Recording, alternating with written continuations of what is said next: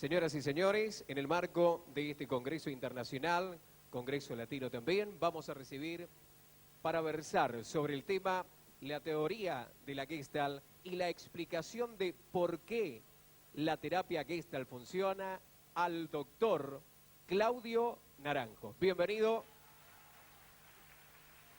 Lo invitamos, por favor, a ascender a este escenario.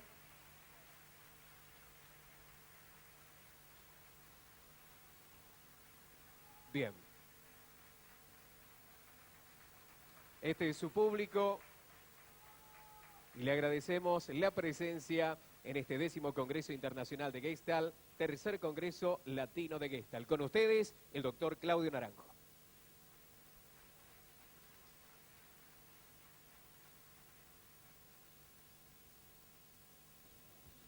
Yo no sé si sea demasiado intromisión, pero yo no veo a nadie. Y yo creo en la comunicación, aunque sea no verbal. No sé si es mucho pedir y que hubiera un poquito más posibilidad de ver las caras de la gente y saber a quién le estoy hablando y si hay unos focos que dan mucha luz para acá, pero nada para allá.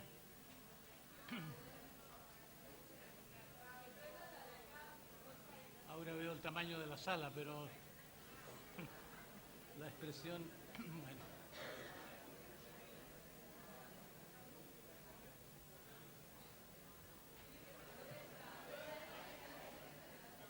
Está bien. Bueno, parece que voy a ahí veo un poquito más. Muy bien. Mejor que no me dejen a ciegas aquí tampoco, porque tengo notas.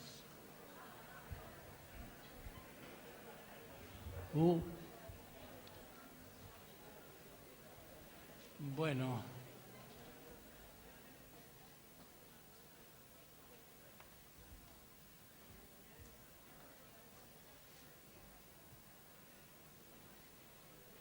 Agradezco mucho la oportunidad de dar la charla inaugural de este congreso que parece tan amorosamente meditado y esperado y visitado por gente de tantos países.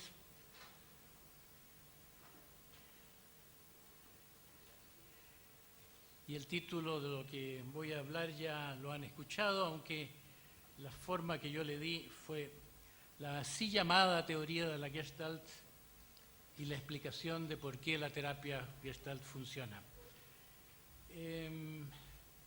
Tal vez como explicación preliminar debo confesar el origen subjetivo de muchos de mis pensamientos. Fritz Perls tocó muy profundamente mi vida y cuando alguien toca muy profundamente la vida de uno es muy fácil llegar a un momento en que uno se pregunta qué diría una persona, qué diría, cómo pensaría, cómo sentiría esto y lo otro, y no es difícil imaginar la respuesta. A mí me pasó especialmente después de que se murió Fritz, que empecé a sentir lo que él pensaría y lo que sentiría ante lo que decían sus herederos. Yo fui siempre una persona muy tímida en mi juventud y aún a los comienzos de mi vida profesional. A mí me sirvió el ejemplo de Fritz, que era un hombre muy fuerte, muy confrontativo, muy cortante, como para compensar mi timidez. Pero llegó un momento de mi vida, más allá después de muerto él, que adopté eso que había sido los comienzos de mi vida profesional, en que yo me ponía un poco la persona de Fritz como compensación de mi inseguridad. Esto tomó una forma diferente. Después de muerto él, sentí que era más bien como un ejercicio, ser más directo de lo que había sido, ser un poco blasfemo, ser un poco decir lo que pensaba y lo que sentía sin tantos ambajes. Y el resultado de eso fue que al ser más directo y al ser más crítico sobre algunas cosas que veía en el desarrollo de la Gestalt como gremio, como comunidad, pasé a ser algo así como una oveja negra, como persona non grata a algunos, y eso fue también un estímulo importante. Y debo decir que no solo el aspecto crítico de ser más duro, sino que también esto de jugar a Fritz me llevó con el tiempo a querer completar un poco las cosas que él decía que no coincidían muy bien con lo que ofrecía, porque a veces era un poco altisonante Fritz, ofrecía la gran teoría, pero la práctica de sus contenidos no estaban a la altura, a mí me parece. Y he querido también como redondear la teoría. Bueno, eso como preludio personal. Lo que voy a abordar como tema, como ya escucharon, son dos cosas. Al decir la así llamada teoría, quiero decir que ya de plano que lo que se da en llamar el cuerpo teórico de la Gestalt no me parece que llegue a la altura de lo que en ciencia se llama una teoría. Es un conjunto de opiniones enlazadas por un sentir, enlazadas por una coherencia interna, pero no tanto como un cuerpo de conocimiento sistemático, ni menos una explicación, pero ya entraré más en el por qué digo eso. Y sin embargo, me parece que esta teoría no es realmente lo que importó ni aquello que inspiró a Fritz Perls. Hoy en día hay mucha gente que reitera la idea de que la Gestalt fue un acto de co-creación en que fue muy importante la posición de Laura. Y yo tuve amistad con Laura, una buena amistad hasta el fin de sus días. Cada vez que venía a Berkeley compartíamos alguna comida. Y a pesar de todo eso, nunca dudé que, a pesar de la injusticia de Fritz, que era una persona muy difícil y que borró a mucha gente de sus agradecimientos, que no dio créditos a mucha gente por algunas influencias reales, a pesar de todo eso, no creo que se pueda decir que Laura fue o nadie más co-creadora, sino en un sentido muy relativo. No creo que existiría la Gestalt sin Fritz Perls, que fue un verdadero padre de este movimiento cultural.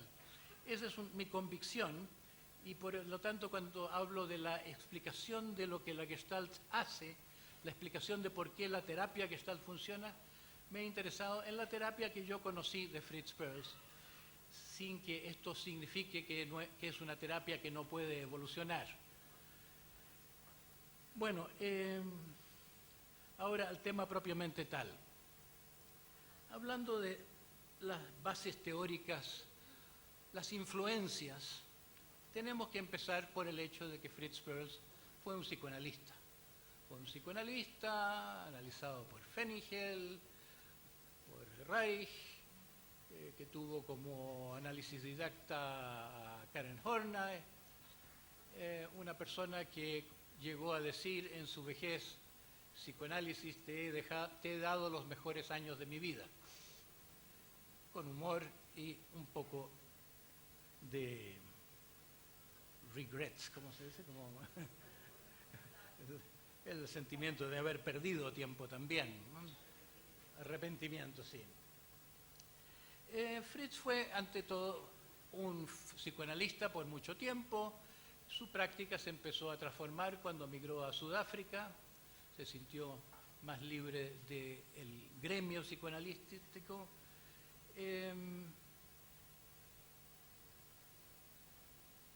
Y uno se puede engañar por el hecho de que le daba muy poco crédito a Freud, aun cuando se estaba inspirando en él. Por ejemplo, cuando habla de defensas, enumera 22, como si no importara mucho lo que Freud dijo al respecto. En realidad ni Freud mismo sabía lo que dijo al respecto, porque era un hombre muy creativo que continuamente estaba descubriendo nuevas cosas y nunca tuvo una visión panorámica de su propia obra. Por ejemplo, en Defensas fue Anna Freud quien hizo la primera sistematización de eso. Fritz tomaba ideas de Freud y les ponía otro nombre o las decía en una forma que ya parecían superadas. Y yo creo que tenemos que tomar en cuenta en este aspecto de la teoría que él empezó a formular con Ego, Hunger and Aggression, el ego, hambre y agresión, tenemos que tomar en cuenta un factor subjetivo y caracterial. Fritz tuvo una competencia muy fuerte con Freud. Era un hombre eminentemente competitivo y su principal competidor fue Freud en la vida. Tiene incluso una pintura en que está enfrentado él con Freud. Entonces, el psicoanálisis fue algo que usaba, pero lo usaba un poco como el comodín, como un jugador de póker que tiene un comodín en el bolsillo del chaleco. Usaba la experiencia psicoanalítica y poco a poco sobre esa experiencia que le había llegado a través de su formación analítica, agregaba formas de intervención distintas. Y hay psicoanalistas hoy en día que hacen eso. Son una minoría, pero hay psicoanalistas que están tomando prestadas muchas de las intervenciones de la Gestalt, así como también hay psicoanalistas que están tomando prestadas cosas de la terapia cognitiva y otras. Entonces hay una continuidad del psicoanálisis, una transformación del psicoanálisis en el trabajo de la Gestalt y un ignorar el psicoanálisis aparentemente, retóricamente. Y si queremos preguntarnos, bueno, ¿qué es lo que queda del psicoanálisis? Yo pondría como prioridad decir que la técnica básica, porque el psicoanálisis también hubo una gran manía de teorizar, que era la manía personal de Freud, era casi una cuestión caracterial caricaturesca de Freud, que uno cuando lee los casos a veces da un poco de vergüenza, cuanto más interesado está en la teoría que en la persona que tiene al frente. Freud dio con la asociación libre, no entraré en la historia de la asociación libre, empezó con la hipnosis, llegó en un momento a reemplazar el trance hipnótico con esta técnica de la asociación libre, y Fritz le dio una vuelta a la asociación libre y la transformó en el continuum atencional, no sé cómo la llaman en Argentina, continuum de conciencia. La verdad es que awareness tal vez no tenga palabra más cercana que conciencia, a menos que uno quiera entrar en rebuscamientos. ¿Cuál es la diferencia? En ambos casos es el fluir de la mente, pero en un caso se pierde mucho tiempo en traducir pensamientos en palabras. Los pensamientos pertenecen al mundo de las palabras y eso lleva a la posibilidad de que la asociación libre funcione como disociación libre, como también solía bromear Peirce. A veces es un viaje de descubrimiento en la asociación libre, otras veces la persona se distrae sistemáticamente de sus vivencias, de sus emociones, de su conciencia del presente. Porque en el darle forma verbal a los pensamientos que ya tuvo, casi no atiende a lo que está pasando en el momento. Segunda transformación, en el psicoanálisis no existe la asociación libre como una técnica independiente. El psicoanálisis en el psicoanálisis la idea central es la asociación libre en conjunción con el análisis de la resistencia. Se analiza la resistencia a la asociación libre y así se va haciendo más libre esa asociación hasta que se cumple con ese criterio que Ferenczi proponía, que cuando el paciente logra hacer asociación libre ya puede darse por terminado el psicoanálisis. Bueno, aquí también hay una transformación. En la Gestalt no es la resistencia a la técnica de la asociación libre, no es la resistencia específica a la intimidad de la comunicación sin censura y otros aspectos de esa técnica específica. En el psicoanálisis, en la Gestalt es más amplio el concepto de resistencia y llega a ser resistencia a la autenticidad. El terapeuta es una persona que tiene muy buen ojo. Primero era la resistencia al contacto, resistencia al ejercicio del continuum de la conciencia. ¿Por qué la persona se distrae con explicaciones? ¿Por qué la persona se pone a contar una historia? ¿Por qué la persona interrumpe la regla de ir comunicando el sentir, la vivencia del momento y se va en estos desvíos? Esos eran los primeros indicios de que allí hay algo que mirar, algo, por allí se está colando una patología. Pero en el Fritz de los últimos tiempos, que el que yo conocía en California, teníamos un genio que tenía esa virtud de ver lo grotesco en las personas, de ver la deformidad. Una persona que conoce la salud tiene una capacidad de ver muy pronto, como él mismo decía, los huecos del otro. Hay una explicación en algunos de sus libros, hay gente que tiene un hueco en el corazón, otras personas no tienen ojos, enajenados sus ojos, está como siempre mirándose desde un público. Hay personas que no tienen sensibilidad, hay otras personas que les sobra esto. Él tenía esta capacidad de ver lo que le falta, de ver los huecos del otro. Entonces yo creería que también es todo una derivación de la resistencia, ver las zonas muertas del otro. Otra transformación, transformación del recuerdo en el returning o la presentificación del pasado. Hay un poco un doble lenguaje en la retórica de la Gestalt. Se habla mucho de aquí y ahora y no se habla de cuánto se trabaja con el pasado. Parecería, si uno lee la pura teoría, que no se habla del pasado. No, se trata mucho con el pasado, pero se lo presentifica, se lo trae acá, al presente. Entonces, esa es una modificación de una fe psicoanalítica de que todo comienza en la infancia. Eso no estaba en la cultura antes de que Freud lo hiciera. Ahora, como dice un dicho en inglés, the child is father of the man. El niño es el padre del adulto. Todo lo que comienza en la infancia se desarrolla en nuestra vida adulta. Entonces, esa fe, claro que está muy presente en la Gestalt, solo que se maneja de otra manera. También la idea de hacer consciente el inconsciente, que era casi la definición de Freud, donde está el inconsciente, estará el consciente, definición del psicoanálisis. En la Gestalt a veces se quiere cambiar esa retórica. Es como si no es que haya consciente e inconsciente, solo que hay distintas maneras de configurar los fragmentos de la realidad en una Gestalt.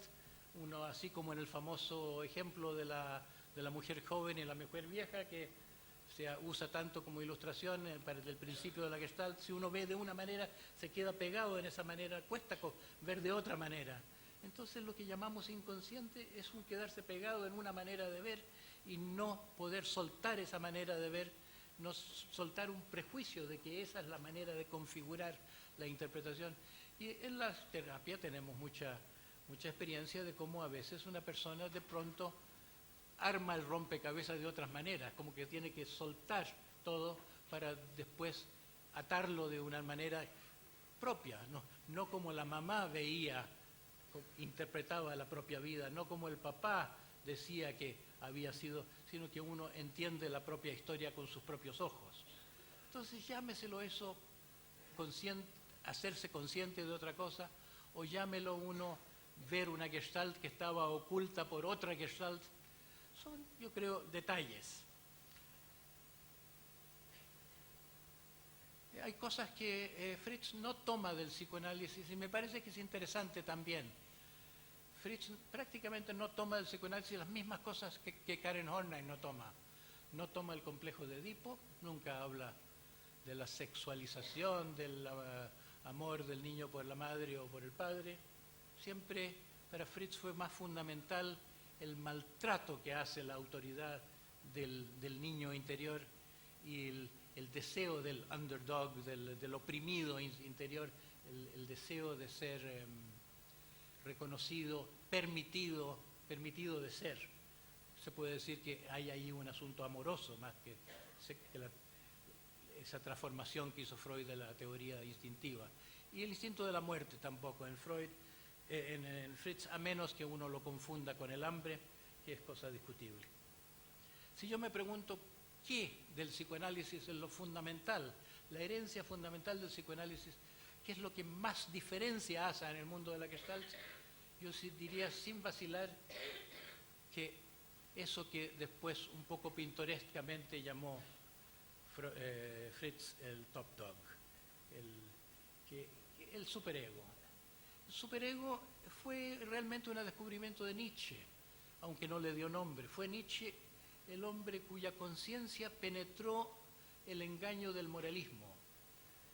Fue un hombre que solucionó, que fue más allá del moralismo de su madre dominante y supo ver que esa obligación de ver las cosas de acuerdo a esos cánones del bien y del mal eran una manipulación y no una ética verdadera. Freud ha sido citado diciendo que Nietzsche fue el hombre que más se comprendió en la historia. Yo creo que también lo debe haber sentido de Sófocles después de ver Edipo y sentir que esa búsqueda de la verdad en Edipo, cueste lo que cueste y duela lo que duela, lo impresionó profundamente, más allá del complejo de Edipo, entre comillas, específicamente. Pero desde Nietzsche algo cambió y yo siempre pienso que la psicoterapia es la herencia de Nietzsche, es la herencia de esa relativización de la moral y que lo verbalizó Freud con este concepto de que tenemos un super yo que es internalización de una autoridad convencional, de una autoridad social.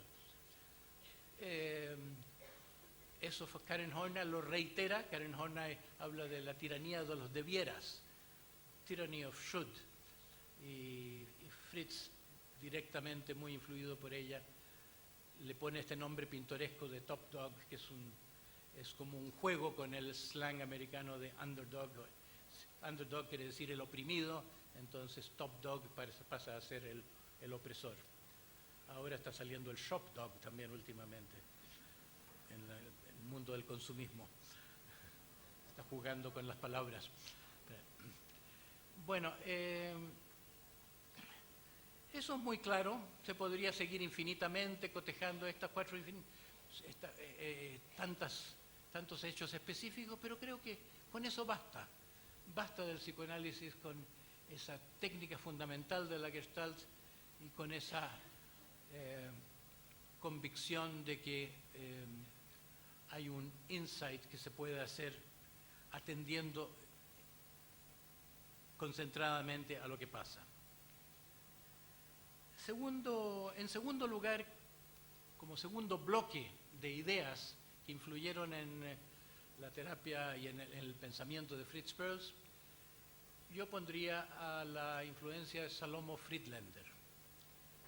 Friedländer es un filósofo alemán ya olvidado, pero que publicó como 800 artículos en su época y más de una veintena de libros. En Alemania hubo quienes lo llamaban el Voltaire alemán. Y hay quien lo llamó también el Chaplin de la filosofía. Friedländer tenía dos personalidades literarias, una filosófica y otra literaria propiamente tal. Escribía lo que él llamaba grotesken, escritos grotescos, algunas veces teatrales, otras veces simples caricaturas. Publicó muchos en revistas. Tenía el don de la caricatura, como yo digo que muchas veces los terapeutas tienen, el don de ver la enfermedad desde el ángulo de la salud, ver lo torcido cuando otras personas están acostumbradas a lo cotidiano. Friedlander fue una persona que merece ser mencionada ante todo porque Fritz fue muy poco sensible a la veneración, fue una persona muy poco respetuosa, muy poco dada al sentimiento admirativo, y dice que Friedlander fue la única persona a quien veneró. A Freud no lo veneró, tuvo mucha influencia a través de su propio psicoanálisis y su ejercicio profesional, pero a Friedlander sí, ese fue, él dice, su gurú. Dice que tuvo 3 gurús y uno de ellos fue un gato, otro fue el constructor de Esalen, un hombre que conocí, que era un hombre muy simple y que realmente era muy sabio en un sentido no académico, muy íntegro. Algo quería decirnos con la selección de estas 3 personas para mostrar qué es lo que él apreciaba. Pero Friedlander era un filósofo.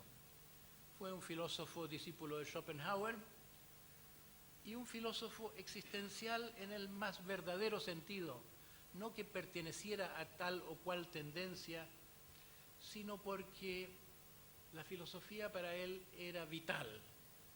Filosofar no estaba separado para él del vivir. E hizo una profunda crisis porque era un hombre muy sexual, muy erótico, y en su juventud sobre todo. Y es difícil eso conciliar con ser un discípulo de Schopenhauer, porque Schopenhauer fue, como ustedes saben, la primera persona en el mundo occidental que acogió las ideas espirituales de la India. Tuvo un conocimiento del hinduismo y del budismo y desarrolló esto en su filosofía como una propuesta de que la infelicidad viene de los deseos, de nuestros deseos exorbitantes, del exceso de deseos, y que la llave de la felicidad tendría que ser la capacidad de disminuir los deseos. Entonces, este hombre, Friedlander, de intensos deseos y intensa fe en que Schopenhauer tenía razón, se vio dividido en 2, polarizado en estas 2 fuerzas, hasta que algo le pasó. Descubrió lo que llamó la indiferencia creativa.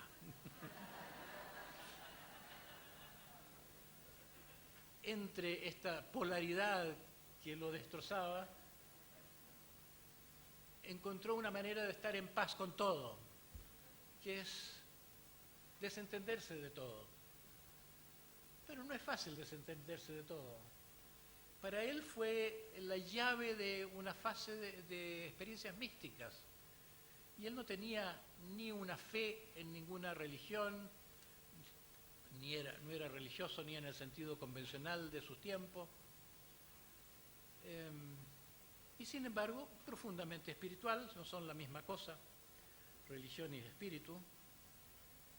Y se empezó a expresar como quien escribe con sangre, para usar la frase de Nietzsche. Decía él que escribía con sangre, no con las palabras del mundo académico, escribía desde su vida. Yo creo que lo que pasó con Fritz cuando conoció a Friedlander en el ambiente de la bohemia berlinesa es que lo comprendió profundamente, aunque no le entraba a Fritz el lenguaje filosófico y no tenía paciencia para los discursos de filósofos como tantos otros que se mencionan a veces cuando se quiere dar cuenta de sus influencias. Si alguien dice que hubo influencia de Husserl sobre Fritz, yo que lo conocí bastante bien, yo diría que eso es ridículo pensarlo siquiera. No puede imaginarse que resistiera una sola página de Husserl, Fritz. Y sin embargo, Fritz fue un gran fenomenólogo. fue mejor fenomenólogo de muchos que hablan de fenomenología, porque se interesaba en desvestir el fenómeno, de concentrar la mente en la experiencia vivida más allá de los conceptos.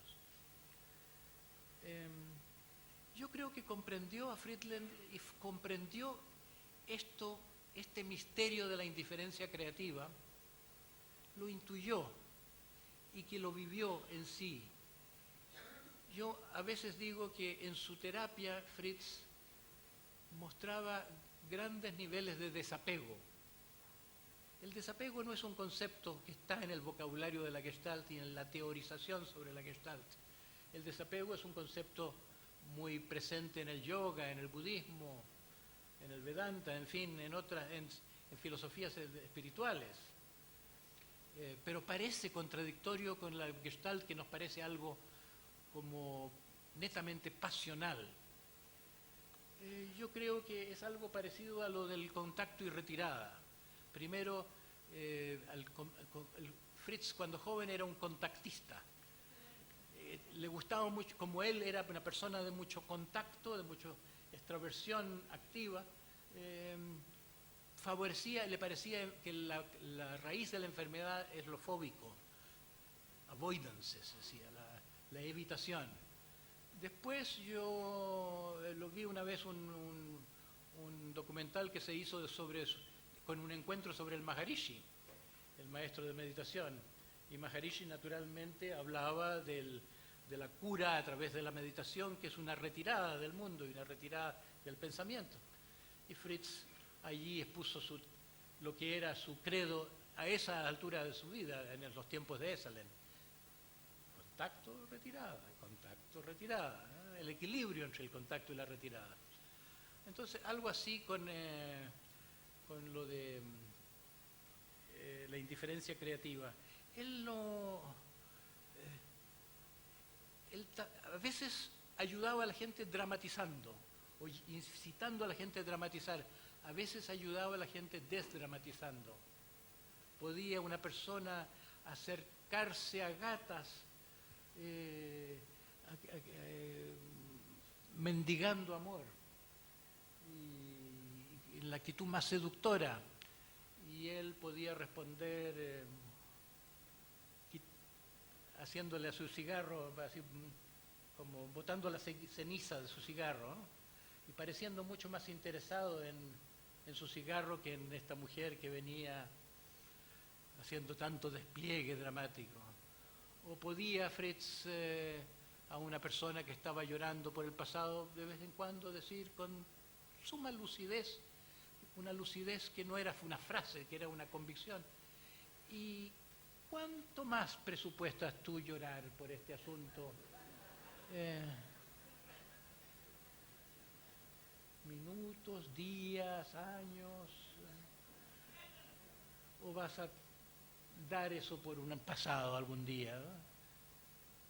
Una vez en una sesión conmigo, yo estaba hablando con una voz plañidera y me dijo: me parece como un perro que le está ladrando a la luna. Yo lo que te puedo ofrecer, yo voy a sentir compasión por ti a las 4 de la tarde.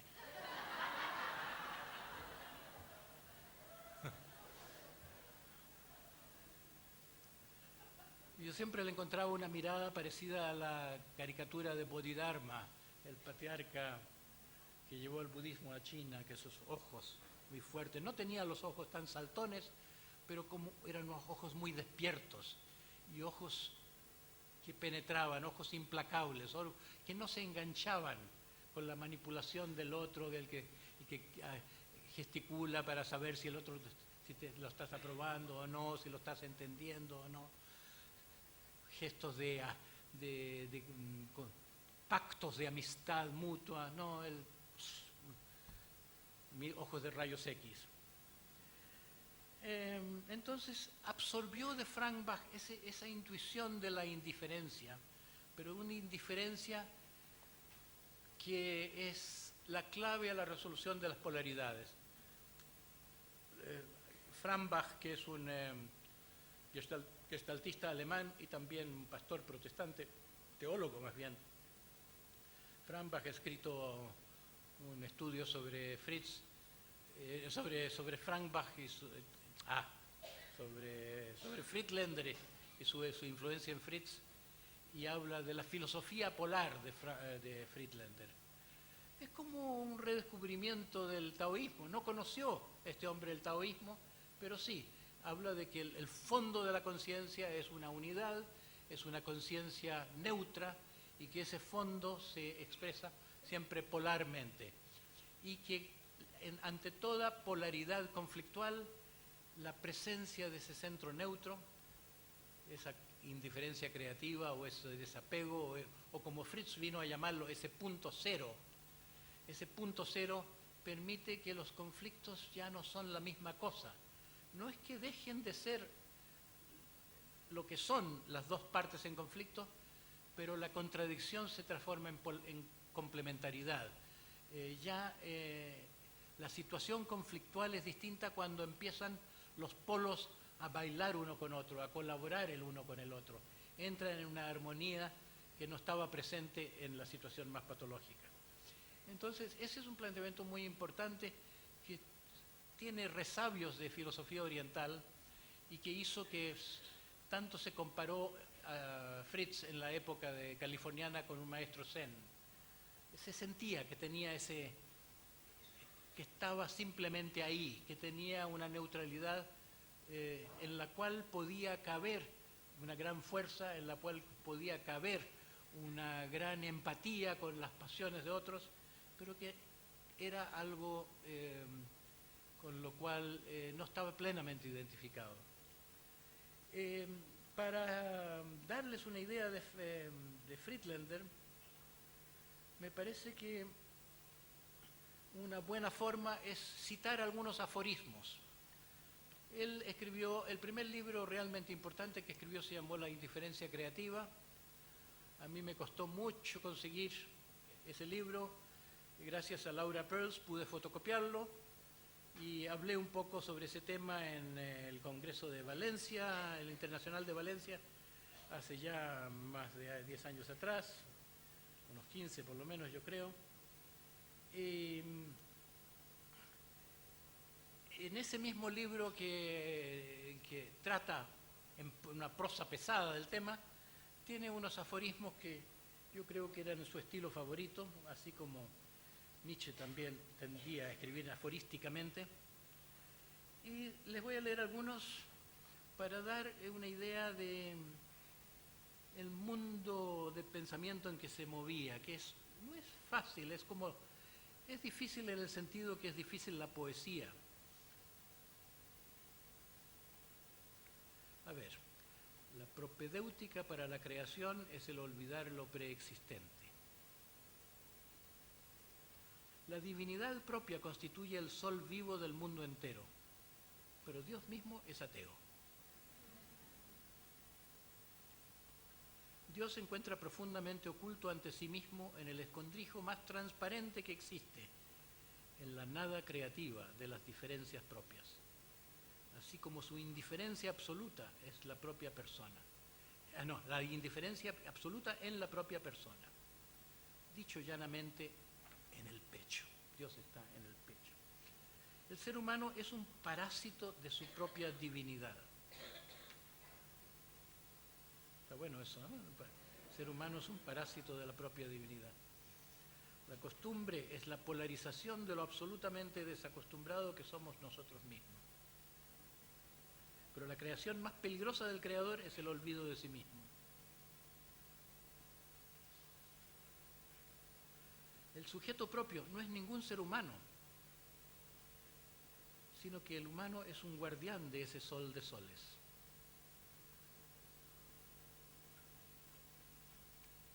Le monde c'est moi. Lo absolutamente real es íntimamente personal. El milagro del mundo en persona, mágico, maravilloso. Dios creador, yo mismo en la experiencia de la indiferencia, cuya ocupación incesante son las diferencias propias. Bueno, como una muestra, traer algo original de este hombre que cuyo último libro se llamó El Yo Mágico, pero toda su vida era un tema, lo que llaman a veces el self, el núcleo central de la persona, que para él era un núcleo vacío, tal como en el taoísmo o como en el budismo. Un núcleo que escapa al mapa conceptual, un núcleo que no puede ser traducido en conceptos, y de allí su neutralidad también. Bueno, sirve esto de haber hablado de Friedlander para recalcar un punto teórico que es la dispasión, que la Gestalt no es solo dramatización y pasión, sino que desapego. Pero también tanto Friedlander como en la experiencia de Fritz, yo diría, se ve que de una cosa viene la otra. Del desapego, el desapego no es cosa de ermitaños que se van, que se alejan de la vida. El desapego es precondición para el flujo de la corriente de la vida tal cual es. La condición egoica, la condición neurótica es una condición apegada a ciertas fórmulas, a ciertas conductas que hemos aprendido en la infancia. Estamos fijados, estamos cristalizados en ciertas formas de ser. El desapego es lo que permite lo organísmico. Tercer bloque de influencias, la psicología humanista.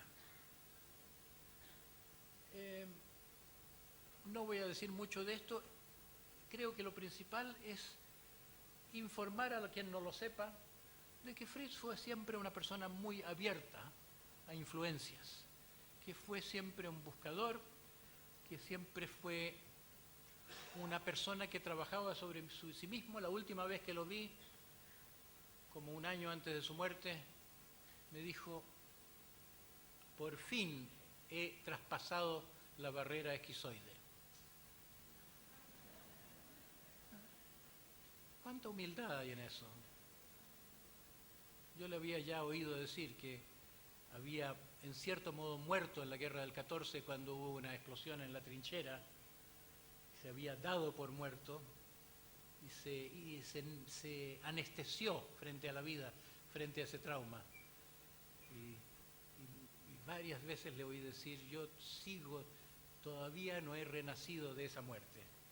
Y solo en esa ocasión, ya al final de la vida, eso quería decir que he traspasado la barrera esquizoide, había recuperado la sensibilidad.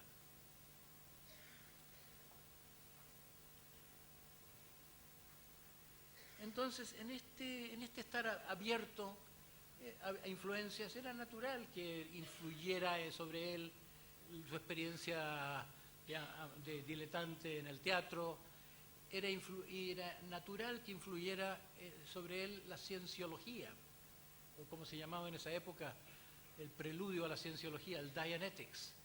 Yo lo primero que leí de Peirce fue el prólogo a un libro del Dr. Winters, no sé cuánto el primer nombre, porque por coincidencias del destino o providencia, un tío mío que vivía en Nueva York, que era hombre famoso como uno de los fundadores de las Naciones Unidas, le mandaban muchos libros de editoriales, y él algunos libros que pensaba que me iban a interesar a mí, me los mandaba a mí. Entonces me llegó este libro sobre A Doctor's Report on Dianetics. Un doctor, así como que querían que uno que tuviera el prestigio de profesional de la medicina dijera algo sobre esta cosa tan extraña de la dienética de Ron Hubbard, que hasta el día de hoy tiene más o menos mala fama en el mundo terapéutico.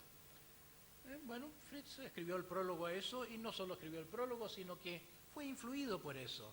Esto de volver al pasado no para recordar en forma abstracta como el psicoanálisis, sino sumirse en el recuerdo con los olores, con los sabores, revivir el pasado. Yo creo que lo tomó de ahí principalmente. Otra cosa que Fritz usaba mucho es la repetición de ciertas frases. Te voy a decir una frase, repítela. Mamá, ¿dónde estás? Esa era una que le oí más de una vez. Y la persona empezaba: mamá, ¿dónde estás? mamá, ¿dónde estás? Mamá, ¿dónde estás? Bueno, estoy acelerando el proceso, pero poco a poco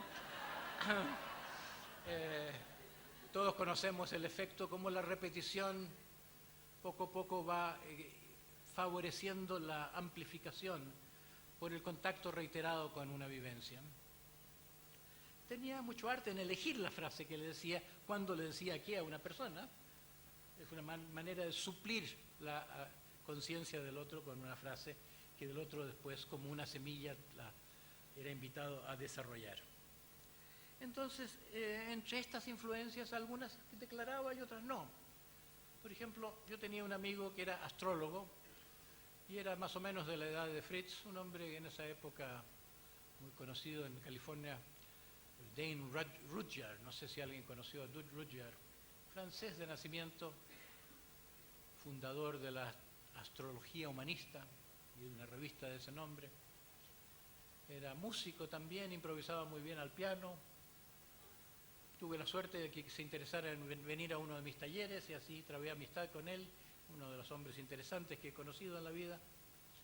Y él se dio un paseo con Fritz en esos días ahí y después me dice a mí, le pregunté a Fritz por qué no menciona a Moreno. Y la respuesta que me dio es, Moreno es famoso, no necesita que yo le haga propaganda. Hay personas que no estaban en ese secreto, y ni siquiera Laura. Laura tenía la impresión de que Fritz había mirado a Moreno de arriba abajo, que más bien tenía cosas que enseñarle a Moreno, independientemente de que hubiera algo de eso también, pero es como que Fritz tomaba, pero no necesariamente decía lo que tomaba. Pero sí, de todas las influencias de la psicología humanista, las más explícitas, quiero mencionarlas, le gustaba mucho, tenía mucha simpatía por Eric Berne, citaba muchas veces el lenguaje de Eric Berne, los malos juegos, muchas veces pese a la intención de no diagnosticar, de no interpretar, le decía a una persona, ahí está jugando al idiota, playing the fool, o haciéndote el pobrecito de mí. Usaba esos rótulos de Eric Berne. Y eso era una cosa muy generosa de él, extrañamente. A Berne tenía simpatía. Y otra persona con quien era muy explícito en la gratitud y el reconocimiento era con Rogers. Y claro que fue una gran cosa para él entrar en la cultura de los grupos, sobre todo con su periodo californiano, la cultura de los grupos de encuentro.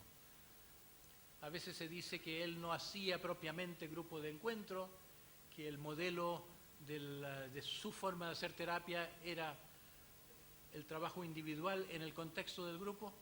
Eso es más aparente que real. En primer lugar, porque estar en un grupo de Fritz siempre implicaba el compromiso de que en cualquier momento uno es interpelado o puede ser llamado a salir a la silla caliente o como quiera que se llamase. En primer lugar, había un intercambio grupal, pero el efecto, todos lo conocemos esto, el efecto de un desnudamiento, de la intimidad de una persona en un contexto grupal, es un efecto más poderoso que el desnudamiento ante un terapeuta aislado, simplemente porque el grupo es un poco la representación del mundo.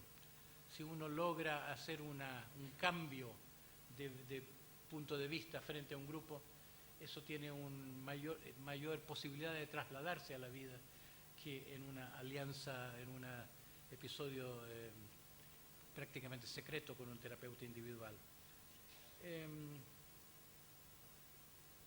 Bueno, ahí lo dejo, porque eso basta con decir grupos para comprender que esa fue toda una avalancha de influencias del movimiento de grupos y coincidió, claro, Fritz en Esalen con Will Schutz, que era el representante de todo ese movimiento. Otro acápite, otro capítulo de este hacer acopio de influencias. Ahí juntaría teoría de la forma o Gestalt, el holismo, la teoría del campo, la ciencia de los sistemas de von Bertalanffy y la semántica general de Korzybski. No cabe duda que Fritz simpatizaba con las ideas de todos estos pensadores. Ya Karen Horney, de quien fue una persona tan cercana a él y quien fue quien lo trajo a Estados Unidos en cierto modo, porque le dio el affidavit, ya ella, si uno lee el libro de Arrietty, esos volúmenes sobre Handbook of Psychiatry, el manual de psiquiatría de Arrietty, Karen Horney no aparece como psicoanalista, aparece en la sección sobre holismo. Entonces tuvo dos influencias holísticas grandes, Horney y Goldstein. Goldstein que tanto levantó la bandera de que uno no busca satisfacción de instintos, sino que busca la realización de las propias potencialidades como finalidad más completa de la vida.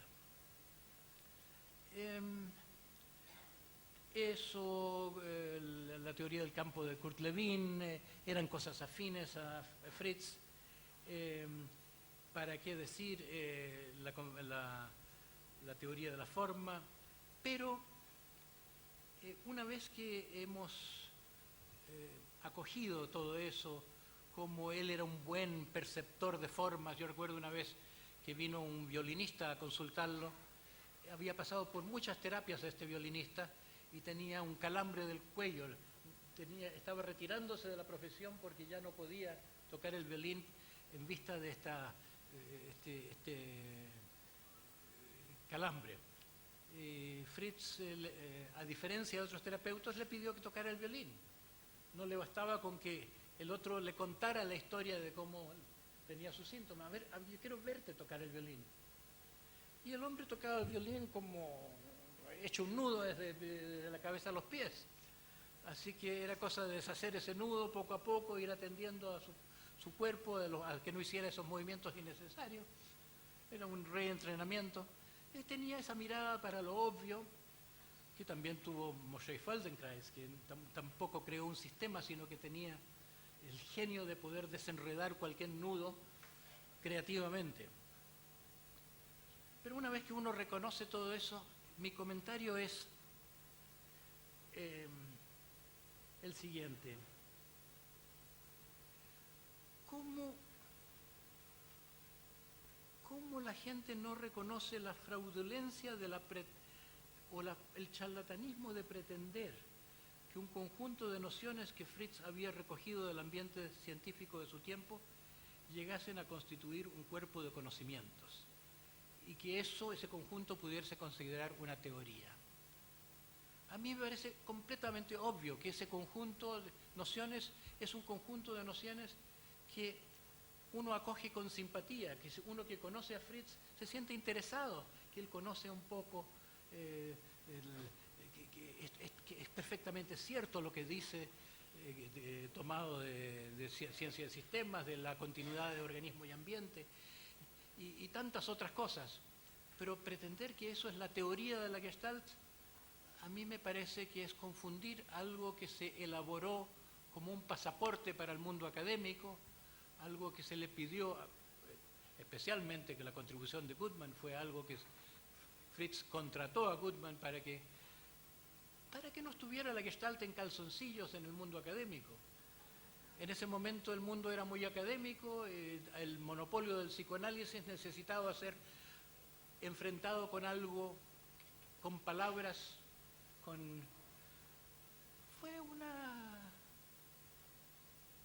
yo digo, un acto de prestidigitación. Yo lo entiendo como un acto de prestidigitación. En algún momento en Nueva York se decidió, se va a llamar esto que estamos haciendo, se va a llamar psicoterapia existencial o se va a llamar terapia Gestalt. Y se optó por la Gestalt, y a mi ver, se optó por la Gestalt porque era un buen término propagandístico, porque estaba de moda la psicología de la forma, porque era el Dernier Cri, era la avanzada, la cultura, y se excitaba la gente con esta nueva idea de que se perciben los todos antes de percibir las partes, o que la percepción tiene ese aspecto. Pero explicar el modo de hacer terapia de Fritz a partir de la teoría de la forma, para mí es buscarle la quinta pata al gato. Ya tenemos varias décadas de buscarle esa pata al gato y todavía no se la encuentra. Cuando yo consulté a la persona más cercana a Fritz en aquel tiempo, en el tiempo que lo conocí, en los años 65, le pregunté al profesor de psicología de la Universidad de California, Gene Sagan, que había traído la Gestalt a la universidad por primera vez y que fue quien llevó a Fritz a la Asociación Psicológica Norteamericana, que sacó a Fritz en público en el mundo académico. Gene Sagan, muy cercano a Fritz. Y me acerqué a él y le decía, explícame un poco más, ¿cómo los presupuesta la teoría de la forma? Yo había sido científicamente muy curiosa y conocía bastante bien, había leído Kafka, había leído otras cosas también. Me entusiasmaba Wertheimer con su metáfora musical, de cómo las melodías no es una suma de notas. Y Gene Sagan me dice, yo creo que la Gestalt más tiene que ver con el teatro de Stanislavski que con la teoría de la forma. Me pareció una respuesta honesta. Y después me fue refrescante también. Yo tuve mucha cercanía con Jim Simkin, que era el colaborador de Fritz en el periodo californiano, la persona más cercana a él en el mundo de los talleres. Y Jim Simkin me decía que él había tenido la buena fortuna de ser eximido de las clases teóricas del Instituto de Nueva York. Y el mismo Fritz, ya era obvio en el trato que tuve con él, desde el primer intercambio que tuve con él, le pregunté por el libro, era claro que ya no le interesaba ese libro que ahora se está transformando en una Biblia, en un dogma. Es como que lo había necesitado en una época, pero cuando llegó a su madurez, optó por otra forma de entender las cosas, que yo encuentro más afín con la filosofía existencial. Y es lo aparentemente ateórico, pero yo no creo que no se ha reconocido la teoría, el punto de vista teórico que subyace al ateorismo. Pero antes de eso, ¿cómo se explica que se haya querido hacer tanto de una teoría que en este momento una persona imparcial encuentra obsoleta y poco satisfactoria? Es como un potpourri de muchas ideas valiosas, pero no una teoría. A Kafka no le interesó, nunca respondió.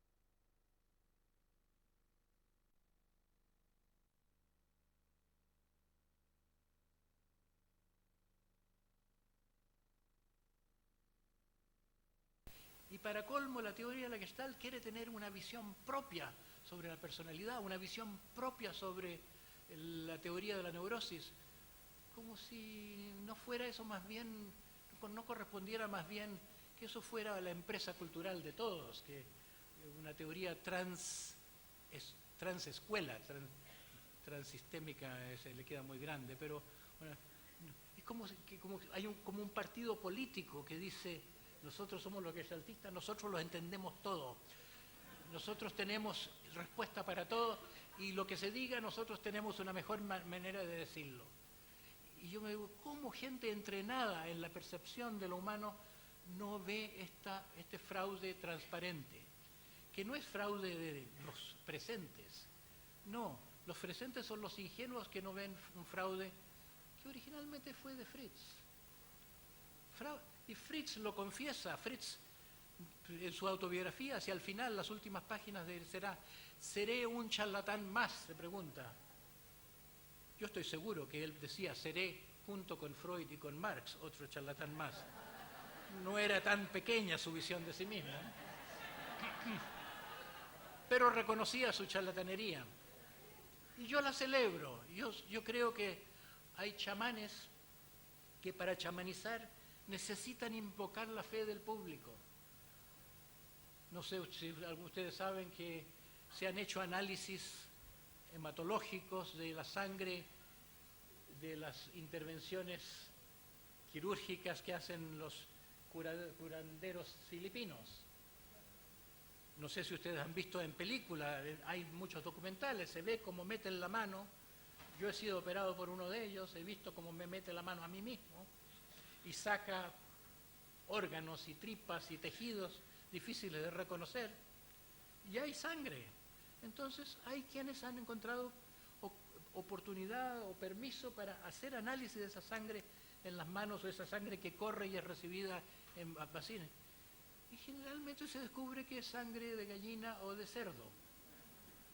Hay truco, no se sabe cómo hacen el truco, pero el truco hace que se haga el milagro. El truco contribuye a la fe en el milagro. Entonces es una cosa muy compleja esto del la verdad científica no es lo mismo que la verdad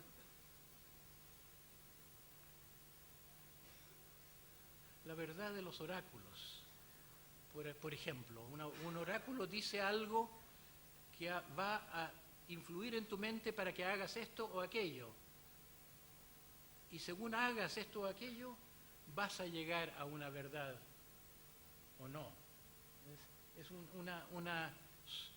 Son afirmaciones que crean verdad, no que se ciñen a una verdad preestablecida. Entonces yo personalmente yo no soy un denigrador de Fritz porque usó propaganda, pero estoy decepcionado que los sucesores quieran seguir en esa actitud propagandista con una teoría falsa, creando muchas ideas sobrevaloradas. La teoría de la Gestalt está muy llena de fetiches. En la semiología de la psicosis se llama ideas sobrevaloradas a ciertas cosas que son ciertas, pero están demasiado cargadas de emoción, se les da demasiada importancia. Entonces, el contacto. El contacto puede servir para hablar de muchas cosas, puede transmitir muchas cosas, pero hay un contactismo dogmático. ¿Es el contacto o el awareness que predomina? Hay la escuela del contacto y la escuela del darse cuenta. Hay ideología. El contacto a mí personalmente me parece una palabra ambigua, porque a veces quiere decir contacto con uno mismo, y eso podría uno llamarlo más bien conciencia o capacidad de vivenciar. Eso que cultiva el fenomenólogo, entrar en la experiencia, sumirse más a fondo en la experiencia. Es como estar en más contacto, en contacto más profundo. Se usa la metáfora del contacto, pero es muy distinto el sentido cuando es contacto con el otro. ¿Qué quiere decir contacto con el otro? Relación. Pero la diferencia entre las palabras contacto y relación es que la palabra relación pertenece al mundo humano, se presta solo para los seres humanos. La palabra contacto viene de la física, de la química, contacto de dos cuerpos, es un vestigio de una actitud, naturalista, de ciencias duras. Es como el espíritu de Freud y de Reich, que todavía perdura, en que eran muy cientificistas. Entonces a mí no me entusiasma la palabra contacto, no tengo nada en contra, prefiero la palabra relación, pero eso me hace un blasfemo.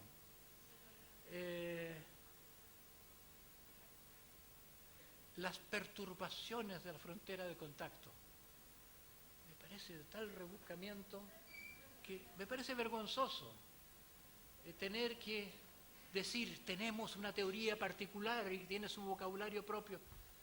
Yo personalmente prefiero volver al vocabulario psicoanalítico, mecanismos de defensa, Y reconocer, claro, en los mecanismos de defensa siempre se puede reconocer que entre lo defendido y uno mismo hay una membrana metafórica. Originalmente la membrana Fritz la concebía como una línea Maginot, decía, por sus ecos de la guerra, como entre el consciente e inconsciente. No, si lo que yo siento, si lo que yo veo de mí mismo no es compatible con mi bella imagen idealizada, lo reprimo, no lo dejo entrar en mi conciencia. Entonces eso es un fenómeno de membrana, pero entonces empezó a gustarle mucho a los gestaltistas este fenómeno de membrana, que nadie más ha hablado del fenómeno de membrana. La membrana después se desplazó, ya no estaba en el mundo interior, sino entre una persona y otra, y todas las defensas se quisieron interpretar así. Y yo creo que se complican las cosas innecesariamente, sobre todo, vuelvo a eso, de la idea sobrevalorada, innecesaria, un ideologismo innecesario.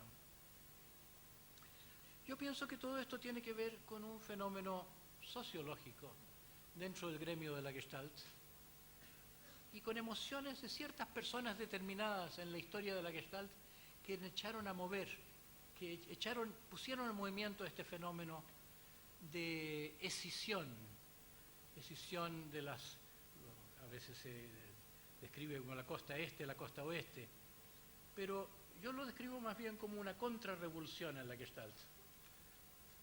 Digo contrarrevolución porque la Gestalt fue originalmente una concepción muy revolucionaria. Fritz era un revolucionaria, era un hombre de mente muy comprometida socialmente, y al final de su vida, cuando quiso realizar su sueño, hizo lo que Esalen no le había permitido, construir el Gestalt Kibbutz, comunidades experimentales en que el trabajo interior tuviese una repercusión en el funcionamiento del grupo. Entonces, esa fe de Fritz de que cambiando la conciencia de los individuos iba a cambiar la sociedad, pasó a convertirse en un movimiento más conservador, y parte de eso tuvo que ver con lo que pasa, como Max Weber decía, del movimiento, de todos los movimientos espirituales. Hay una fase carismática que es seguida luego por una fase burocrática. Cuando la cosa entra en el mundo, se contamina un poco con el mundo. Una vez Jim Simkin me contó un chiste que he usado para explicar eso, como he sido testigo año tras año cómo la Gestalt se ha ido encorbatando, cómo la Gestalt se ha ido entrando en el sistema universitario, en el sistema, a veces en las empresas, pero se va cambiando su lenguaje. Parece que fuese un don de la Gestalt creativo de incrementar su repertorio de lenguajes. Mahoma decía que se debe hablar a cada uno en su lengua. Parece muy bueno de un punto de vista, pero uno termina después hablando la lengua del otro y olvidando la propia original. Por ejemplo, a mí me gusta mucho la palabra bullshit, que es un invento de Peirce, que más o menos corresponde a lo que los españoles llaman rollo. Me parece que como top dog, era una palabra que tenía su estampa personal. Y usé esta palabra cuando tuvimos el Congreso Internacional en Nápoles, en que fue a través de las sesiones un enfrentamiento, un diálogo continuo con Bloom, que estaba de director del Instituto de Nueva York entonces. Y yo quise ser muy gentil con los italianos, diciendo que lo que Peirce llamaba bullshit es lo que los italianos entienden a través de un personaje de la comedia del arte que se llama el doctor Balanzone, que habla palabras complicadas, habla en latín, es un doctor en leyes, pero como muchos médicos que hablan en latín para que supuestamente el paciente no entienda del todo y sienta que uno sabe más y se quede muy impresionada por el conocimiento de la autoridad. Pero me di cuenta que fue tomado por una considerable grosería que yo hiciera comentarios apreciativos sobre esta palabra bullshit.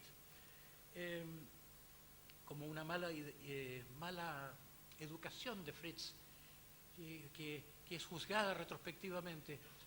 Y yo me pregunto, ¿es que era desproporcionado el carácter insultante de Fritz con respecto a la cultura que lo rodeaba? ¿O era más bien el caso de que él veía tan claro una falsedad, una limitación en nombre de las buenas costumbres, una hipocresía de su ambiente, que tal vez hablar golpeado, que hablar a patadas, como quien dice, era un acto apropiado y creativo y ético? Y cuando pienso así, pienso en Diógenes. Diógenes, que Platón decía que era el Sócrates loco, entre los discípulos de Sócrates era el que más alocado, digamos. Diógenes se clasifica entre los moralistas, pero a veces se masturbaba en público. Y parece que algo quería enseñarle a la gente a través de eso. Hay gente que dirá, ¿pero qué? Si eso es una pura asquerosidad. Tal vez era una intuición de lo que sería la vida natural, no sé. Tal vez lo que sería la vida si no fuéramos domesticados desde niños en una visión del bien y del mal discutible.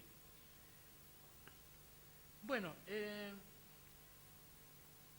yo pienso que se produjo lamentablemente una complicación ante la rudeza de Fritz. Fritz era muy directo, muy agresivo, podía sonreír al minuto siguiente de decir una cosa muy agresiva, pero muchas personas no las olvidaron. Y fue particularmente agresivo hacia sus colaboradores tempranos, particularmente Laura. Yo creo que Laura nunca llegó a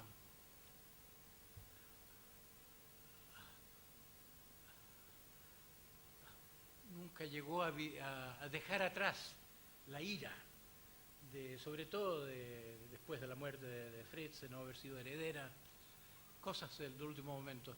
Yo creo que cosas tan personales como esas han desencadenado toda una complicación teórica, porque personas que querían a Laura, que eran como los hijos edípicos, que odiaban al padre Fritz y que querían a Laura, quisieron como realizar el sueño de Laura de volver a recuperar su lugar en la Gestalt y a echar un poco para el suelo a Fritz. Y hubo esto que es la Gestalt actual, la ortodoxia Gestalt de hoy, está casi basada en la denigración de Fritz, en una forma que los actuales representantes ni siquiera lo saben, porque ellos de buena fe han heredado puntos de vista de sus terapeutas, de sus maestros. Yo aquí he enumerado algunos puntos, como la ortodoxia para afirmar su voz ha tenido que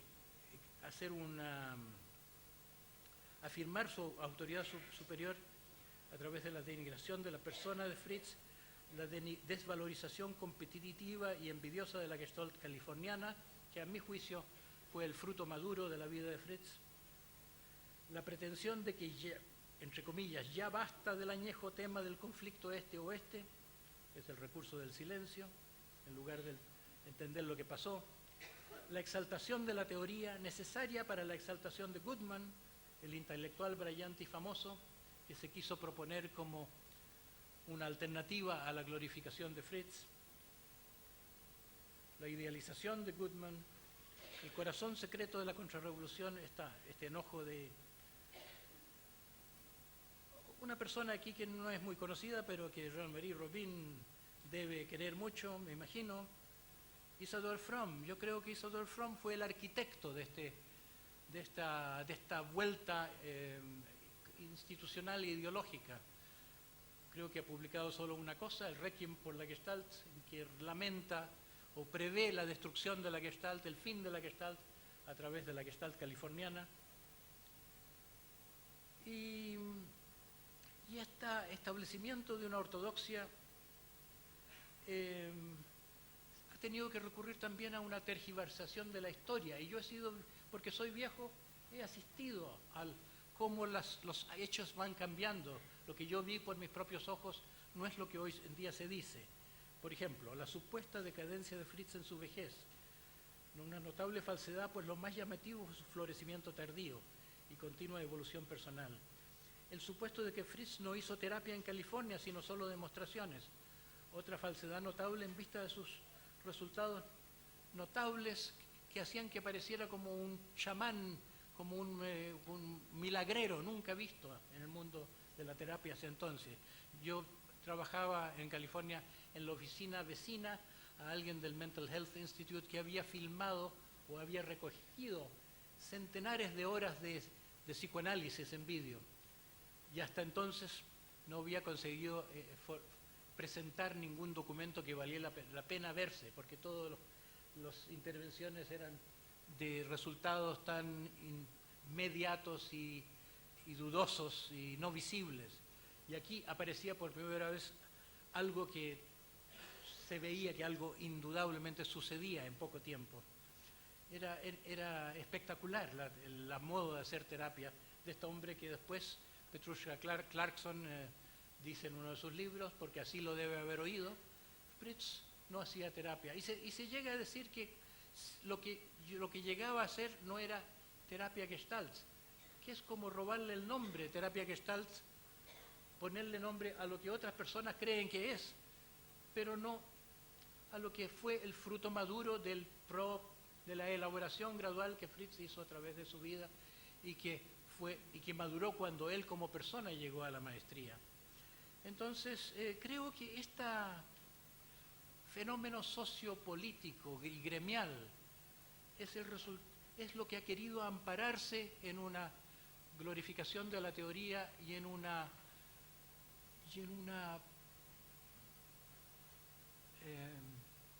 querer rellenar huecos teóricos con ideas que no dan para tanto.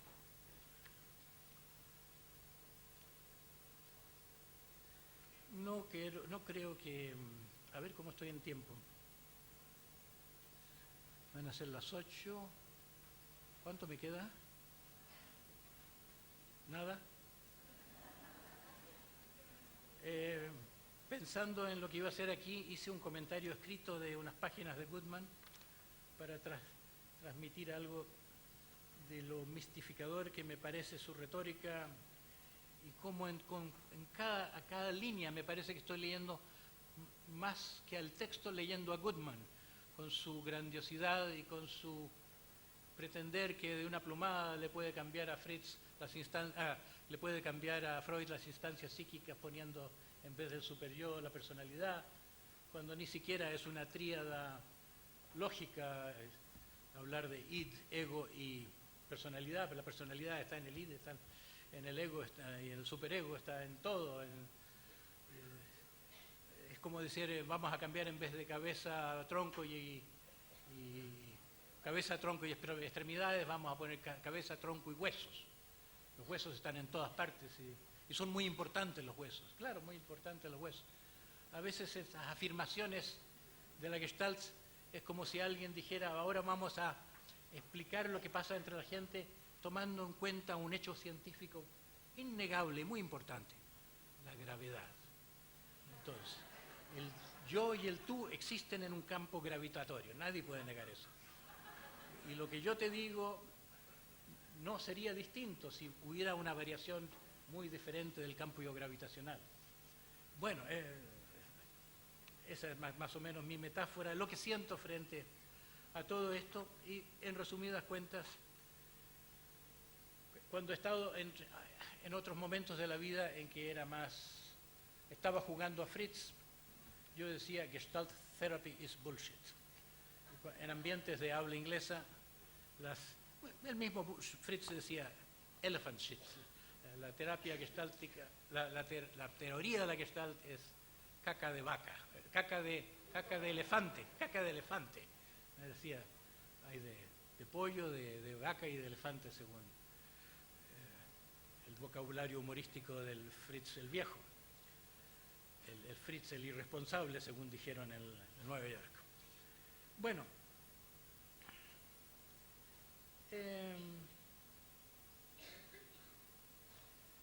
¿qué quiero decir con que se puede tratar de entender la Gestalt con ojos frescos, mirando más bien a la práctica y viendo qué explicaciones necesita la práctica? Aquí escribí algo que me salió hasta con un poco de ritmo, así que voy a leerlo. La verdadera teoría de la Gestalt no fue puesta en palabras, y sin embargo está ahí, como visión implícita, en la mente de Peirce, que podemos intuir y hacer explícita. Si me pregunto cuál sería la respuesta de Fritz a la pregunta por un principio fundamental de la Gestalt, imagino que su respuesta no sería el contacto ni la facultad de percibir en forma holística, sino el aquí y ahora, la conciencia del presente. Eso que en el budismo se llama mindfulness, cuya vivencia los fenomenólogos quieren desnudar de interpretaciones conceptuales y cuya esencia es ese awareness que en el vocabulario de los gestaltistas hispanoparlantes se llama darse cuenta. Pero hay en la Gestalt, es decir, en la praxis de Fritz Perls, algo tan importante como el awareness, y de hace tiempo vengo diciendo que la Gestalt no solo descansa sobre la simple base de la vivencia del presente, sino sobre una polaridad. Dos pilares fundamentales y complementarios: el awareness y la función organísmica, el darse cuenta y una disposición a la entrega, a la propia y auténtica espontaneidad. He propuesto que estos dos pilares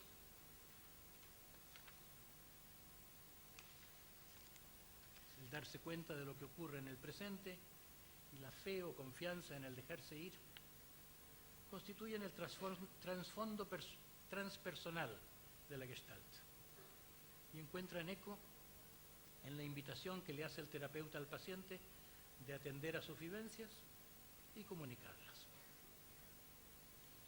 En ese contexto utiliza el terapeuta sus dos manos, aquella con que estimula la expresión, verbal o no verbal, del ser verdadero del otro, y aquella con la que hace algo como lo que pretendía Miguel Ángel hacer con el cincel: quitarle a un bloque lo que le sobra para dejar la escultura que alberga en su interior al descubierto. Pero estas dos manos, la que estimula la expresión de la vida y la que desestimula la patología caracterial, son también expresiones de la polaridad fundamental entre la lucidez de la mirada neutra y el conocimiento a través de la expresión. Polaridad entre la desdramatización del desapego y la dramatización que da forma a la corriente de la vida. Polaridad que no es otra que aquella que estaba en el corazón de los misterios griegos, entre Apolo y Dionisio.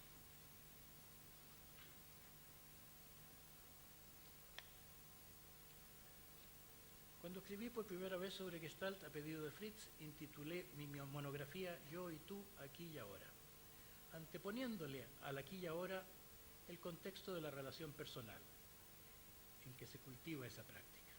Es decir, lo que algunos llaman contacto, y ciertamente es decisivo en la terapia, la relación del paciente con el terapeuta, por más que esto no sea solo cierto de la Gestalt. ¿Qué aporta el terapeuta a esta relación, más allá de sus intervenciones estratégicas? Rogers lo formulaba en términos de comprensión, benevolencia y lo que llamaba congruencia, que podemos también llamar autenticidad. Y creo que sea evidente que en principio lo que caracteriza a la Gestalt es una mayor disposición del terapeuta a mostrarse, o en otras palabras, una mayor disposición al encuentro. Pero la magia del contacto no es sino un contagio, por el cual el nivel de conciencia de un terapeuta más despierto a su interioridad y por lo tanto más capaz de entender a los demás, pasa al otro. Y la mayor libertad o autenticidad de uno que ha trabajado en sí mismo estimula lo mismo en el otro. Y todo ello es tanto más contagioso en la medida de la cercanía de la relación. Pues en la Gestalt de Peirce no había límites claros entre la terapia y la vida, o el simple encuentro libre entre dos personas, ni siquiera reglas de la psicoterapia o cosas que la terapia debiera excluir. Hoy en día hasta el psicoanálisis ha llegado a anteponerle la relación al insight y alude por relación a un factor afectivo más allá del puro análisis de la transferencia. Me parece que se trata no solo del positive regard de Rogers, sino la capacidad de aprecio del terapeuta hacia el paciente. Tales cosas que son funciones de la salud mental son aspectos del amor, un asunto que en la así llamada teoría de la Gestalt brilla por su ausencia, pero que ninguna teoría de la personalidad o ninguna teoría de la neurosis puede desconocer, y seguramente los gestaltistas futuros incorporarán a su vocabulario. Además de los pilares transpersonales de la Gestalt y las manos altamente personales del terapeuta, diríase que una explicación de lo que ocurre en la práctica de la Gestalt debe incluir una explicación del trabajo en las polaridades, que comprende 3 etapas: la toma de conciencia de los conflictos, su dramatización y su integración a través de la magia del punto cero. Pero como está a la vista, el trabajo de las polaridades no es sino el juego de la polaridad fundamental, que comprende tanto el darse cuenta como la dramatización de los antagonismos intrapsíquicos en el presente, además de la transformación del conflicto en el seno del campo vacío, que no es sino nuestra identidad más profunda. Así, a una formulación conceptual de la praxis de la Gestalt una formulación podría consistir en el tríptico de aquí y ahora, libertad organísmica e integración de las polaridades en conflicto. Pero debe agregarse la consideración de que el tercero de estos ítems es ya un lugar de encuentro entre el principio de la conciencia y el principio de la vida. Aquí tenemos en el hotel, ¿cómo es? Luz y fuerza. Principios a los que vengo proponiendo llamar apolíneo y dionisíaco respectivamente. La conciencia en sí es neutra, tan naturalmente desapegada como el espacio que no se deja mojar por el agua. Y porque Apolo mira desde lejos, sus flechas son certeras. Su mirada, como la del águila, es fría y desapasionada, y su desapego es el secreto de su lucidez. Apolo, dios de la medicina, de la armonía y del autoconocimiento, destruye a los monstruos con sus flechas, que no son diferentes a su mirada, y así sirve a la vida. Y el que el oráculo de Apolo en Delfos antiguamente albergara la tumba de Dionisio nos revela la comprensión que tenían los griegos de la complementariedad entre la lucidez neutra y la embriaguez de la corriente de la vida. La conciencia entonces no solo es lucidez, sino neutralidad vacía, y de ese desapego desapasionado depende que podamos sana, entusiasta y amorosamente fluir según los misteriosos dictados de la vida. Y a la inversa, la pérdida de nuestro punto cero central y su lucidez llevan a la desintegración de nuestra función organísmica y el renacimiento de los monstruos pasionales. Si seguimos el espíritu de Fritz, seguiremos combinando en nuestra práctica el ejercicio de nuestra creatividad con toda clase de recursos que se van generando con la evolución de la psicoterapia. Pero si nos preguntamos acerca del verdadero legado de Fritz, creo que debemos encontrarlos más allá de sus escritos y también de sus técnicas, en una conciencia, en cuya transmisión implícita se distinguió. Conciencia que lo hizo tanto un profeta del aquí y ahora como un apóstol de Dionisio. Como se ve, mi deseo de formular conceptualmente el fundamento de la Gestalt me ha llevado a la dimensión espiritual de la vida. Y lo que comenzó por ser un simple darse cuenta y un dejarse llevar por los impulsos naturales, se ha transformado en aspectos de la existencia que en la antigüedad merecieron llamarse dioses. Y lejos de parecerme un capricho subjetivo, el elevar la conciencia o la entrega a la corriente de la vida a un status divino, me parece que hacerlo sea un reconocimiento de que más allá de la mediocre conciencia y la mediocre entrega de la condición neurótica, nuestra naturaleza es tan sagrada e infinita como nuestra capacidad de comprenderla.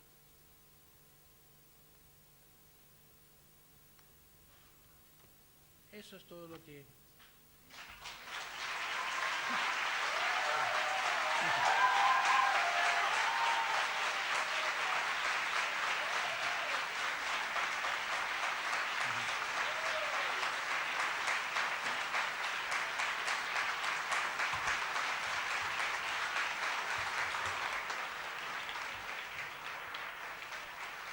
El agradecimiento al doctor Claudio Naranjo en el marco de su exposición en esta apertura del 10º Congreso Internacional de Gestalt, tercer Congreso Latino de Gestalt.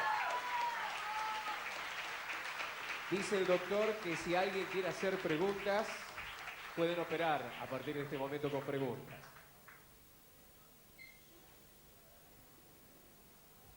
Preguntas, nos volvemos a ubicar. ¿Están cansados? No sé. ¿Quedan algunas preguntas que hacer o fue muy claro el doctor?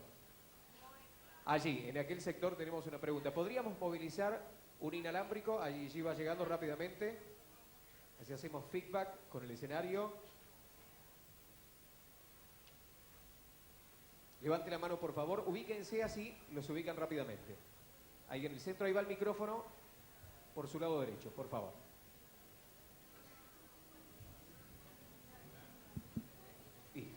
Una pregunta muy simple.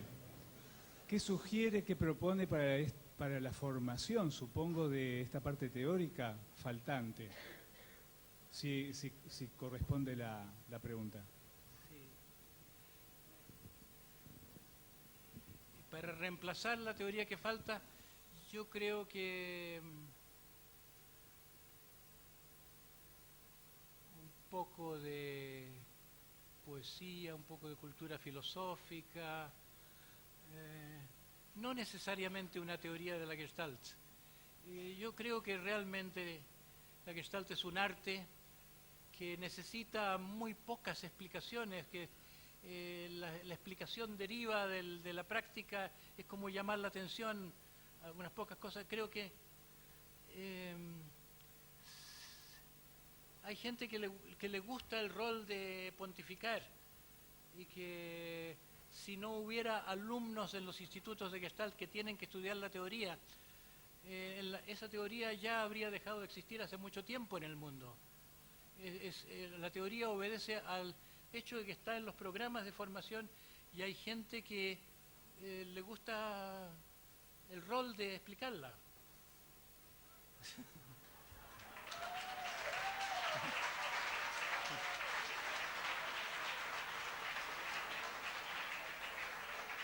Otra pregunta, por favor, en aquel sector. Hacemos silencio. Quiero decir algo. Claudio Naranjo, voy a ser tan atrevida como usted. Quiero saber, es una vieja duda. ¿A quién estoy? Es una vieja duda que tengo. Si Freud hubiera recibido a Fritz como Fritz quería ser recibido por Freud, ¿existiría la Gestalt?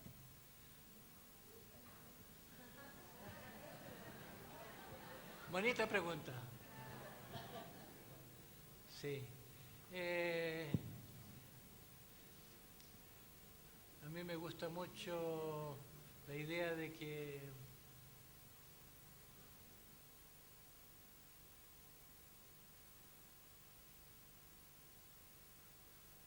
como había una frase que estoy tratando de recordar, que el diablo no sabe para quién trabaja.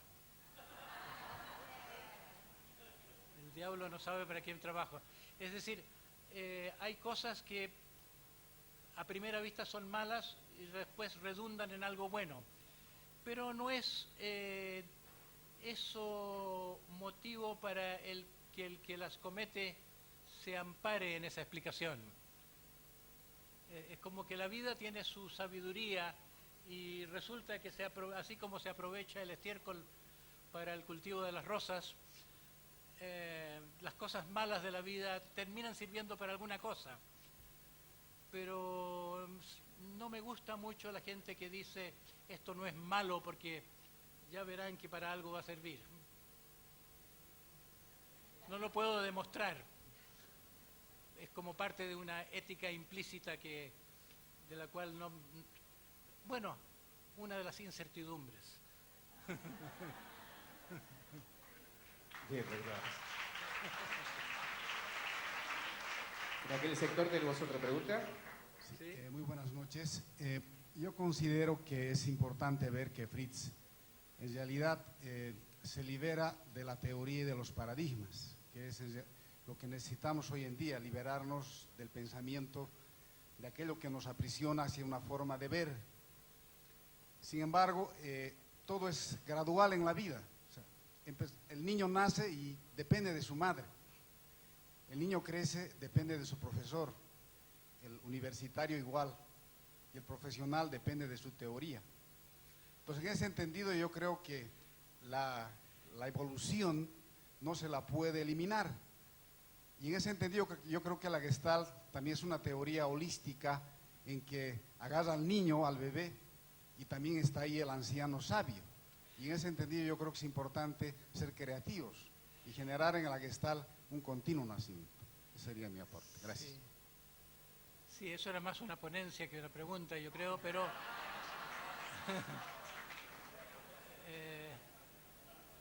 yo no creo que el arte de la Gestalt dependa de su teoría, como se dice. Es más bien que la formación integral de un profesional está bien que entrañe una educación del intelecto, pero las grandes verdades yo no las he visto reflejadas en la teoría de la verdad, en la teoría de la Gestalt. Yo prefiero los cuentos sufis, por ejemplo. En los cuentos sufis se aprenden más grandes verdades que leyendo Paul Goodman. Cuando Fritz escribe es un poco diferente, porque Fritz escribe más desde la vida y no es verdaderamente un teorizador.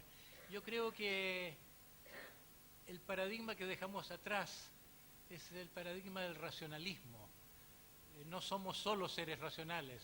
Cuando queremos ser seres completos, tenemos que ver que tenemos razón, tenemos tripas, tenemos corazón. Y meterlo todo en la cabeza es como lo que Chesterton dice, muy complicado tratar de meterse el cielo en la cabeza, más fácil meter la cabeza en el cielo. Bien, ¿alguna otra pregunta más? Última pregunta, vamos cerrando, ¿les parece? Mi pregunta es, creo, debería ser simple, en teoría. ¿Qué es crecer en este contexto? ¿Qué crece? ¿Qué es crecer? ¿Qué es crecer? Ah, eso. No. La vida es crecimiento y es evolución, es un aspecto... No sé qué puedo hacer poesía al respecto en este momento, pero ¿quién pregunta qué es crecer y para qué pregunta qué es crecer? Hola. Sí, presentate. Hola, yo soy Pablo, soy de Uruguay. Estoy con la gente del Centro Encuentro. No, en realidad yo veía que un poco se planteaba esto de lo apolíneo, de lo dionisíaco y yo siempre vi de alguna forma la Gestalt como un crecimiento, o mi camino por la Gestalt, muy modesto todavía, como un crecimiento. Pero todavía es como que no le puedo dar palabras y me sonaba Sí, lo que claro. estaba planteando como algo muy parecido a eso. Yo creo que hay crecimiento y hay transformación y la mayor parte de los humanos nos quedamos en la etapa larval. Las mariposas van más allá. Las mariposas llega un momento en que se repliegan en una crisálida y después el gusano sale transformado en maravilloso ser que vuela y tiene colores varios. Yo creo que el mundo humano es un mundo muy enfermo, en una sociedad enferma, en que la gente menos y menos puede crecer. A pesar del desarrollo de la psicoterapia, la gente está más devorada por la vida, por el mercado, por el trabajo. Nos enorgullecemos de haber superado la esclavitud, pero el mercado del trabajo esclaviza tanto o más. No nos deja ocio creativo, no nos deja estar con nosotros mismos, no deja a las madres estar con sus hijos. Está deteriorando el nivel de la mente infantil rápidamente a través de los años, y la educación no colabora con eso, sino que lo empeora. Hace poco le oía a un conocido decir que a su niño de 5 años le tomaron examen para entrar al colegio. Ya hay esa mentalidad de rendimiento, de productividad. Entonces yo creo que la vida es crecimiento, pero lo que nosotros hacemos de la vida muchas veces es impedir ese crecimiento, o lo que hacemos colectivamente. Así que hay poco conocimiento del crecimiento entre los humanos. Cuando yo estoy hablando con gente del Ministerio de Educación en Brasil, hace un par de años les hablaba de transformación, ellos después cambiaron la palabra con sensibilización. Es un trabajo que el doctor Naranjo propone de sensibilización, como si fuera como un rebuscamiento, que a las personas lo van a abrir para que entiendan otras cosas, así como que no son realmente necesarias, pero son como un refinamiento, ¿no? En lugar de... porque no hay cultura en cual quepa esa palabra transformación, que no es cambio simplemente, es más que cambio. Bueno, pero yo creo que ya he hecho bastante. Ahora sí, entonces, rubricamos su ponencia con este aplauso. Doctor Claudio Naranjo, muchísimas gracias por haber estado presente.